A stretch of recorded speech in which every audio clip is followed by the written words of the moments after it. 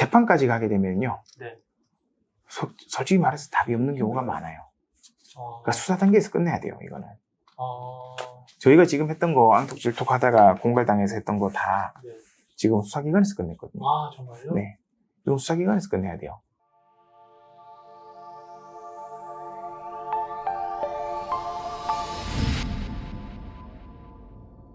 보험법인 동감 박진호 변호사입니다. 오늘은 앙톡, 그리고 질톡 등의 메신저 등을 통해서 이제 만남을 가지다가 발생할 수 있는 문제들에 대해서 이제 좀 전체적으로 말씀을 드리겠습니다. 먼저 단순히 앙톡, 질톡을 통해서 그냥 단순히 뭐 성매매나 아니면 조건 만남 아니면 금전 지급하는 것이 아니고 단순히 만남을 가질 경우에 있을 수 있는 일들에 대해서 말씀드리겠습니다. 근데 이 부분이 분명히 말씀드리지만 문제가 정말 없을 수도 있어요. 하지만 문제가 생길 가능성이 상당히 높다라는 점을 인지하시고 들어주셨으면 좋겠어요. 먼저 이제 이렇게 그냥 단순히 만남을 가질 경우에 물론 이 만남만 가지고 그냥 뭐 단순히 술 한잔 마시고 집에 간다, 서로 각자 집에 간다 하면 당연히 아무 문제가 없겠죠. 하지만 보통 왜 그런지 모르겠는데 뭐 저한테 상담을 오시는 분들이 당연히 문제가 생겨서 오는 분들이라서 제가 이렇게 느낄 수도 있지만 앙톡 혹은 질톡을 이용해서 이제 만남을 가지다 보면 당일날 이제 뭐 소위 말하는 원나잇이라든지 그런 부분들을 통해서 뭐 신체적 접촉이 이루어지는 경우가 사실 많은 것 같아요. 제가 봤을 때는.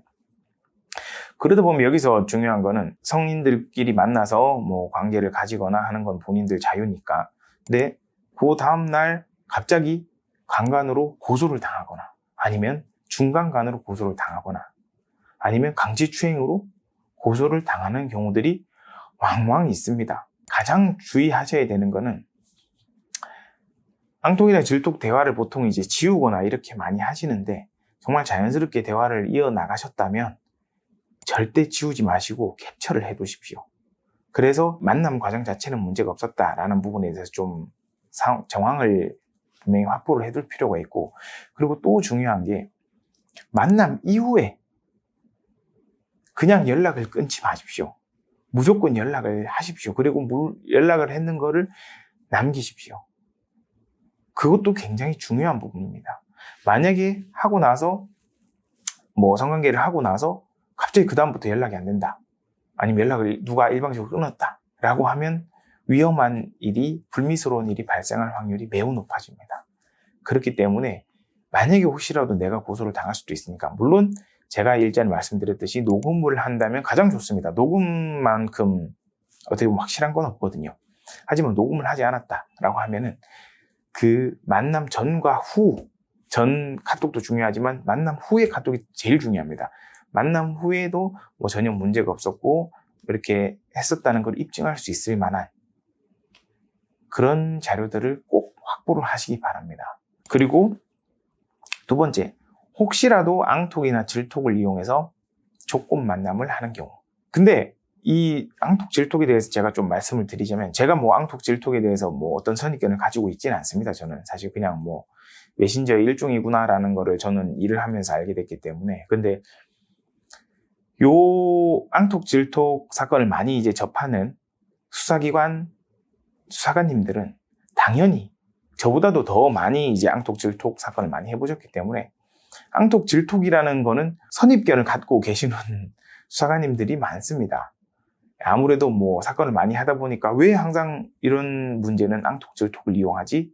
라는 생각들을 하시기 때문에 뭐 그렇게 하시는 경우가 있는데 제가 이전에도 말씀드렸지만 이런 조건 만남이라고 가는 경우에 공갈을 당할 확률이 굉장히 높습니다. 정말 이 부분에서도 가장 중요한 거는 제일 좋은 건 녹음이고요. 만약 미성년자와 만남을 가지고 이제 혹시라도 관계나 뭐 이런 신체 접촉이 이루어졌을 경우에 옛날에는 뭐 만 13세 이렇게 했다고 하면은 요즘에는 만 16세까지도 처벌이 됩니다.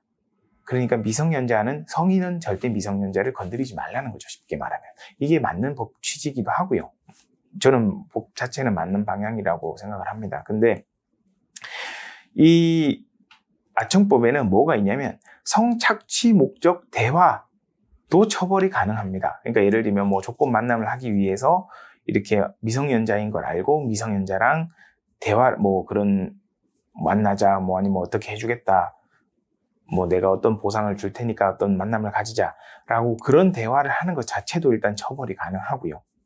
아청법에 그런 조항이 있습니다. 그리고 미성년자랑 관계를 하게 되면 아까 말씀드렸지만 미성년자 의제강간으로 처벌이 되는 경우도 있습니다. 의제강간이라는 건 말 그대로 동의를 했다고 하더라도 강간으로 의제하겠다는 겁니다. 그러니까 강간죄로 처벌을 받는다는 거죠. 근데 문제는 여기서 미성년자 의제강간이 처벌이 강하다는 것을 이제 모두가 가지고 있는 인식이기 때문에 이거를 악용하는 공갈범들이 있습니다. 저희가 했던 사건 중에서 어떤 게 있냐면 가출팸에서 여성분들을 몇 명 뽑습니다. 그 다음에 앙톡이나 질톡을 이용해서 조건 만남을 하거나 직전까지 하거나 아니면 정말 조건 만남을 해서 관계까지 하게 만든 다음에 갑자기 가출팸 오빠들이 들이닥칩니다. 갑자기 또 공갈을 하게 됩니다. 이런 공갈이 정말 위험한데 그 공갈에 어떻게 대처해야 되는지 제가 또 조금 이따가 말씀을 드리겠습니다. 그리고 앙톡, 질톡을 이용해서 재워줄 사람을 구하는 경우가 많습니다. 그런 경우도 있는데 만약에 재워주는 상대방이 성인이 아니라 뭐 미성년자일 확률이 높겠죠. 미성년자라고 하면은 실종 아동을 보호하지 않았다라는 이유로 재워줬다는 이유로 실종 아동을 보호하지 않고 이제 수사기관이나 아니면 부모한테 보호자한테 연락을 하지 않았다라는 이유로 처벌을 받는 경우도 있습니다. 물론 이 처벌은 뭐 아주 강하진 않지만 혹시라도 이제 재워준다고 했다가 관계를 하면은 당연히 더 문제가 커지겠죠. 근데 재워주고 정말 선량한 마음에서 보호를 해준다는 명목으로 정말 혹시라도 험한 일 당할까봐 보호를 해줬는데도 이렇게 처벌을 받는 경우가 있습니다.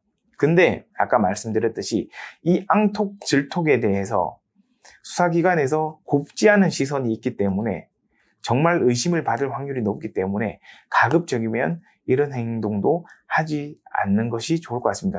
속된 말로 뭐 오지랖을 부리지 않는 게 가장 좋을 것 같습니다. 그리고 아까 전에 제가 누차 말씀드렸듯이 공갈을 당했을 때 어떻게 행동해야 되냐라는 부분에 대해서 좀 말씀드리겠습니다. 첫 번째, 절대 돈을 주면 안 됩니다. 돈을 주는 순간 개미지옥에 빠진다고 보시면 됩니다. 절대 헤어나올 수 없습니다. 그리고 어떻게 계속 돈을 요구합니다. 돈을 계속 요구하다가 정말 본인이 줄 수 없는 돈까지 요구하다가 돈이 당연히 이제 뭐 그쪽 입장에서 수긍이 안 되면 돈은 돈대로 뺏겼는데 결국 고소는 고소대로 또 합니다. 절대 애초에 돈을 주면 안 됩니다. 그리고 그 사람들이 들어오자마자 핸드폰을 뺏는 경우가 많습니다. 절대 핸드폰 뺏기시면 안 됩니다. 핸드폰 뺏기시지 말고 딱 그런 사람 오자마자 물론 제정신이 아니겠지만 당황해서 핸드폰 녹음을 시작하십시오. 몰래. 핸드폰 녹음이 있어야 이 사람들이 공갈을 위해서 이런 정황들이 벌어졌다라는 걸 나중에 입증할 수 있습니다. 이게 가장 강력한 증거입니다. 그리고 가급적 그런 공갈범들이랑 대화를 하거나 하는 경우가 생기면 방 안이 아니고 복도나 이런 CCTV가 있는 곳에서 좀 대화를 하십시오. 그래야지 나중에 CCTV가 녹화가 되면 그 부분을 이용해서 뭐 CCTV로 음성이 녹음되진 않겠지만 대부분 그래도 그런 상황들을 보여야 나중에 녹음이 안 됐을 때 혹시라도 우리가 빠져나갈 수 있는 상황이 그런 활용을 할 수가 있기 때문에 꼭 CCTV가 있는 곳에서 대화를 시도를 하시기 바랍니다. 그리고 내가 공갈을 당했다라는 느낌이 들면 일단은 공갈 미수라는 것도 돈을 안 주면 공갈 미수라는 것도 있으니까 일단 빠르게 고소를 해야 됩니다. 그래야지 이 사람이 강간 가해자가 아니고 피해자, 정말 공갈 피해자구나 라는 인식을 수사관님들한테 줄 수 있기 때문에 빠르게 변호사와 함께 고소를 하는 것이 중요합니다. 반드시 기억하셔야 되는 부분은 첫 번째는 녹음, 두 번째는 주변 CCTV, 그리고 안 되면 사장님이나 모텔 사장님이나 이런 혹시라도 소란을 듣고 달려나온 옆방분들 이런 분들의 진술을 확보하시는 게 가장 중요합니다. 그리고 강간이나 강제추행 혹은 아청법 혐의로 경찰한테 연락이 왔을 때는, 아니면은 경찰한테 이제 현장에서 출동한 경찰들한테서 조사를 받게 되는 경우에는, 제가 항상 말씀드리지만 그 당황스러운 상황에서, 경황이 없는 상태에서 절대 경찰한테 함부로 진술을 하면 안 됩니다. 뭣도 모르고 내가 무슨 상황인지 모르고 그냥 당황해서 횡설수설해서 했던 얘기들이 나중에 다 진술을 받을 때 활용되기 때문에 절대 진술을 하시면 안 되고, 변호사와 함께 조사를 받겠다, 나중에 대답을 하겠다 라고 하고 넘기셔야 됩니다. 특히나 가해자라고 의심을 받는 경우에는 반드시 그렇게 하셔야 됩니다. 그리고 이제 제가 항상 변호사 이제 선임해야 된다, 함께 대응해야 된다라고 말씀을 드리지만, 왜 꼭 필요하다라고 제가 경험상 생각을 하냐면, 일단 본인들은 본인 일에 대해서 객관화가 안 되기 때문에 진술의 방향을 잡기가 굉장히 힘듭니다. 그리고 본인 혼자 진술하다 보면 논리적이지 않고 하소연만 하는 경우가 많습니다. 그런 경우에는 수사기관에서 절대 믿어주지 않습니다. 그렇기 때문에 변호사와 함께 좀 도움을 받아서 진술하는 것이 가장 좋고, 아무래도 혼자 진술을 받다 보면은 그 수사관 분들은 베테랑들이시기 때문에 은근슬쩍 유도하는 질문들이 있습니다. 그리고 첫 번째 이렇게 조사 시작하자마자 질문했다가 갑자기 5분 뒤, 10분 뒤 갑자기 또 물어보고, 그리고 살짝 말을 바꿔서 또 물어보고, 이런 부분들이 있습니다. 이제 이때 말이 달라지면 안 되거든요. 근데 그렇게 생각할 수도 있지 않겠어요?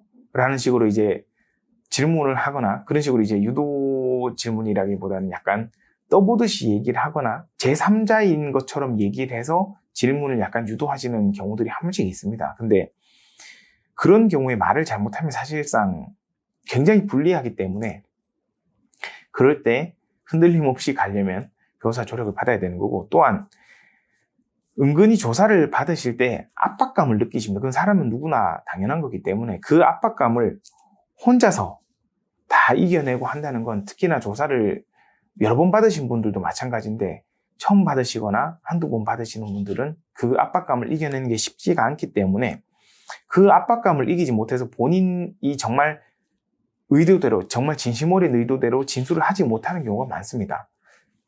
그리고 말이라는 게 아다르고 어다른 경우가 있습니다. 근데 이게 어떤 뉘앙스로 얘기를 해야 본인한테 유리한지, 본인한테 불리한지를 보통은 모르시기 때문에 반드시 변호사와 함께 가서 변호사 조력을 받는 게 유리하다고 말씀을 드리는 이유입니다. 만약에 혹시라도 이런 이용을 하다가 문제가 생겼을 경우에는 제가 오늘 말씀드린 부분들 꼭 숙지를 하시고 반드시 전문 변호사 상담을 하셔서 같이 대응하시는 것을 추천드립니다. 이상입니다.